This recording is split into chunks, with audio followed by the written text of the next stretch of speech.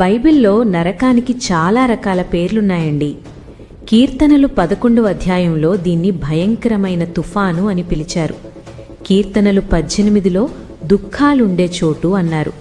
మత్తయి సువార్త 13వ అధ్యాయంలో ఏడుపులు వినిపించే స్థలం అని చెప్పారు. మత్తయి 8వ అధ్యాయంలోనే దీన్ని రోదన ఉండే చోటు అని, అలాగే చిమ్మ చీకటి అని కూడా పిలిచారు. లూకా సువార్త 16వ అధ్యాయంలో వేదన కలిగించే స్థలం అన్నారు. ఇక ప్రకటన గ్రంథం 20వ అధ్యాయం 15వ వచనంలో దీన్ని అగ్నిగుండం అని పిలిచారు. వీటన్నింటి అర్థం ఒక్కటేనండి, అది చాలా భయంకరమైన స్థలం. అసలు నరకం అంటే ఏంటో తెలుసా? దేవుడికి దూరమైపోవడమే, దేవుని నుండి విడిపోవడమే నరకం. ఈ నరకాన్ని చనిపోయాక చూడటమే కాదు, చాలామంది బ్రతికుండగానే ఈ భూమి మీదే అనుభవిస్తున్నారు. ఎందుకంటే మీరు దేవుడికి దూరంగా బ్రతుకుతున్నారు కాబట్టి.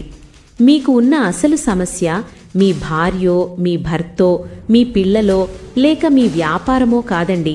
మీకున్న అసలైన సమస్యల్లా దేవుని నుండి విడిగా బ్రతకడమే. దేవుడు మిమ్మల్ని ఎంతగానో ప్రేమిస్తున్నాడు. మీకు సాయం చేయడానికి ఆయన ఎప్పుడూ మీ పక్కనే ఉన్నాడు. ఆయన మిమ్మల్ని ప్రేమించాడు కాబట్టే మీకోసం సిలువలో ప్రాణం పెట్టాడు. చాలామంది నరకం అంటే కేవలం అగ్నిగంధకం అని అనుకుంటారు. కానీ యేసుక్రీస్తు అంతకు మించిన భయంకరమైన సత్యాన్ని వివరించారు. దాన్ని విన్నప్పుడు ఎంతటి వారైనా వణికిపోవాల్సిందే. నిజానికి యేసుక్రీస్తు పరలోకం కంటే నరకం గురించి ఎక్కువగా మాట్లాడినట్టు సువార్తల్లో గమనించగలం. నరకం శాశ్వతంగా వినాశకరమైనదని, దాని గురించి ప్రజలను హెచ్చరించకుండా ఉండలేకపోయాడు. ప్రతిరోజు ప్రపంచవ్యాప్తంగా దాదాపు 150,000 మంది మరణిస్తున్నారు. యేసుక్రీస్తు స్వయంగా చెప్పిన దాని ప్రకారం వారిలో ఎక్కువ మంది ఊహించలేని శాశ్వతమైన నాశనకరమైనటువంటి నరకానికే లోనవుతున్నారని చెప్పారు. ఇంకా బాధ కలిగించే విషయం ఏమిటంటే, నరకానికి వెళ్తున్న వారిలో చాలా మంది ఒకప్పుడు విశ్వాసులే. వారు సువార్తను విన్నారు మరియు యేసుక్రీస్తును గూర్చి కూడా విన్నారు. కానీ ఆయనతో నిజమైన వ్యక్తిగత సంబంధం ఎప్పుడూ కలిగి ఉండలేకపోయారు. ఈరోజు ఆయన నరకం గురించి ఏమి చెప్పాడో ఈ వీడియో చివరి దాకా చూడగలిగితే మీకే అర్థమవుతుంది.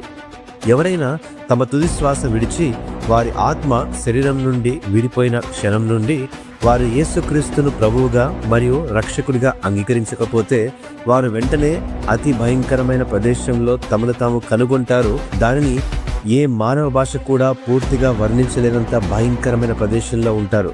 ఇది సత్యం.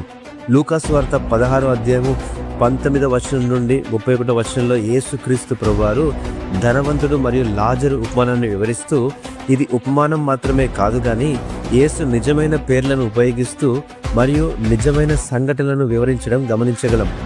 ధనవంతుడు చనిపోయినప్పుడు అతడు వెంటనే నరకంలో తన్ను తాను కనుగొంటాడు. మంటలో హింసను అనుభవిస్తాడు. నేను ఈ మంటలో హింసించబడుతున్నాను అనే ఆర్తనాదాలు గమనించగలం. ఈ మాటకు ఉపయోగించేటువంటి గ్రీకు పదము బెసానిజో, అంటే హింసించడం, తీవ్రమైన బాధలతో బాధపడడం, హింసించబడడం అని అర్థం. ఇది తీవ్రమైన నిరంతర శారీరక మరియు మానసిక వేదనను సూచిస్తుంది. మీరు ఇప్పటి వరకు అనుభవించిన అత్యంత దారుణమైన శారీరక బాధను ఊహించుకోండి. ఆ బాధను కొన్ని వేల రెట్లు గుణిస్తే ఉపశమనం లేకుండా, నిద్ర లేకుండా, తప్పించుకునే మార్గం లేకుండా ఉండే అంతటి బాధ. ఇది యేసుక్రీస్తు వర్ణించిన నరకం యొక్క ప్రారంభం మాత్రమే. అదే ఉపమానంలో ఆ ధనవంతుడు అబ్రాహాముతో లాజరును పంపమని వేడుకుంటూ అతని నాలుకను చల్లబరచడానికి అతని వేలు నీటిలో ముంచి కేవలం ఒక చుక్క నీరు మాత్రమే పంపమని ప్రాధేయపడితే అబ్రహాము చెప్పిన సంగతి ఏంటంటే, నీకు మాకు మధ్య ఎవరూ దాటలేని గొప్ప అగాధం ఉందని చెప్పాడు. ఇది ఒక భయంకరమైన విషయాన్ని వెల్లడి చేస్తుంది. నరకం అంటే శారీరక హింస మాత్రమే కాదు, అది శాశ్వతమైన నిరాశ. భూమిపై పరిస్థితులు ఎంత చెడుగా ఉన్నా రేపు మెరుగ్గా ఉండవచ్చు, కానీ నరకంలో రేపు అనే సంగతి ఉండదు. మత్తయి సువార్త 8వ అధ్యాయం 12వ వచనం ప్రకారము యేసు నరకాన్ని వెలుపటి చీకటి అని వర్ణించాడు. అక్కడ ఏడుపు మరియు పన్ను కొరుకుట ఉంటుంది. ఇది మానవ అనుభవానికి మించిన చీకటి, అనుభూతి చెందగల చీకటి. మొత్తం ఒంటరితనం అదే సమయంలో మంటలో మునిగిపోతుంది. ఏడవడం అంటే మామూలు ఏడుపు కాదు, అది తీవ్ర వేదన, నష్టం మరియు విచారం యొక్క శబ్దం. పన్ను కొరుకుట భరించలేని బాధ మరియు కోపాన్ని సూచిస్తుందండి. మార్కు సువార్త 9వ అధ్యాయం 43వ వచనం, ఆ యొక్క వచనం నుండి 48 వచనం వరకు మనం చదివితే యేసు పదే పదే నరకం గురించి ఇలా వివరించారు. అగ్ని ఆరదు, పురుగు చావదని. పురుగు అంటే కుళ్ళిపోతున్న మాంసాన్ని మృంగివేసే పురుగులను సూచిస్తుంది. అయినప్పటికీ నరకంలో అవి ఎప్పటికీ చనిపోవు మరియు తినడం ఎప్పటికీ ఆపవు. అగ్ని ఎప్పుడు ఆరిపోదు, బాధ ఎప్పటికీ అంతం కాదు. మత్తయి సువార్త 7వ అధ్యాయము 13వ వచనం ప్రకారము యేసుక్రీస్తు ప్రభువారు మానవులతో ఎక్కువ మంది నాశనం వైపు ప్రయాణిస్తున్నారని చెప్పాడు. చాలా మంది నరకానికే వెళ్లే విశాలమైన మార్గాన్ని అనుసరిస్తున్నారు. కొంతమంది మాత్రమే జీవానికి నడిపించే ఇరుకైన మార్గాన్ని ఎంచుకుంటున్నారు. ప్రస్తుతం మీకు తెలిసినటువంటి వ్యక్తులు, కుటుంబం, స్నేహితులు, పొరుగువారు దీన్ని గ్రహించకుండానే ఆ హింస వైపు వెళుతున్నారు. దేవుణ్ణి తిరస్కరించేటువంటి వారిని ప్రకటన 14:10 ప్రకారము రాత్రింబగళ్ళు నెమ్మది లేని వారై ఉంటారని, అంటే నిద్ర లేదు, ఉపశమనం లేదు, పరధ్యానం లేదు, అంతులేని బాధ మాత్రమే ఉందని మనం గమనించగలం. అయితే గమనించండి, మత్తయి సువార్త 25వ అధ్యాయము 41వ వచనంలో చెప్పినట్టు నరకం అపవాది మరియు అతని దూతల కోసం సృష్టింపబడిందని చెప్పాడు. ఉచితముగా వచ్చినటువంటి దేవుని యొక్క రక్షణ తిరస్కరించిన మానవులకు మాత్రమే ఆ స్థానం, వారే అక్కడికి వెళ్తారు. లూకాసు వార్త 13:27 ప్రకారము అక్రమము చేయి మీరందరూ నా యొద్ద నుండి తొలగిపోండని, మీరు వెలుపలికి త్రోయబడుటయు మీరు చూచుచున్నప్పుడు మీరు ఏడ్చుచు పండ్లు కొరుక్కుంటారనే సంగతిని కూడా, అంటే దూరము నుండి పరలోక ఆనందాన్ని చూసి దాని నుండి శాశ్వతంగా వేరు చేయబడి ఉంటారని, వారు ఏమి కోల్పోతారో వారు చూస్తారని, కానీ దాన్ని ఎప్పటికీ పొందలేని సంగతిని కూడా యేసుక్రీస్తు ప్రభువారు వివరించారు. అంతేకాదండి, ధనవంతుడు లాజరు ఉపమానంలో అతడు తన జీవితాన్ని, తన సోదరులను, అతను తిరస్కరించిన హెచ్చరికలను కూడా గుర్తుంచుకుంటాడన్న సంగతి మనం గమనించగలం. జ్ఞాపకం హింసగా మారుతుంది.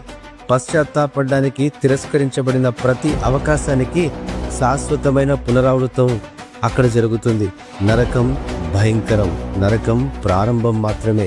ప్రకటన 20:14 వచనం ప్రకారము అగ్నిగుండమును, అంతిమ తీర్పును నరకం కంటే చాలా ఘోరంగా వెల్లడి చేస్తుంది. ప్రియమైన బిడ్డలారా, రోమా 10:9 ప్రకారము స్పష్టంగా సమాధానం మనం గ్రహించగలం. యేసు క్రీస్తుని మనం ఎప్పుడైతే ఒప్పుకుంటామో, దేవుడాన్ని మృతుల నుండి లేపినని నీ హృదయమందు నమ్ముకుంటావో అప్పుడే నీకు రక్షణ కలుగుతుందనే వాక్యాన్ని మనం గమనించాలి. యోహాను సువార్త 5:24 ప్రకారము నా మాట విని నన్ను పంపిన వాని యందు విశ్వాసం ఉంచువాడు నిత్య జీవము గలవాడు, వాడు తీర్పులోనికి రాక మరణములో నుండి జీవములోనికి దాటి ఉన్నాడని మీకు నిశ్చయముగా చెప్పుచునని యేసుక్రీస్తు ప్రభువారు స్వయంగా మన కొరకే ఒక వాగ్దానం ఇచ్చారు. ప్రతి హృదయ స్పందన ఒక బహుమతి, ప్రతి శ్వాస క్రీస్తుని ఎంచుకోవడానికి ఒక అవకాశం.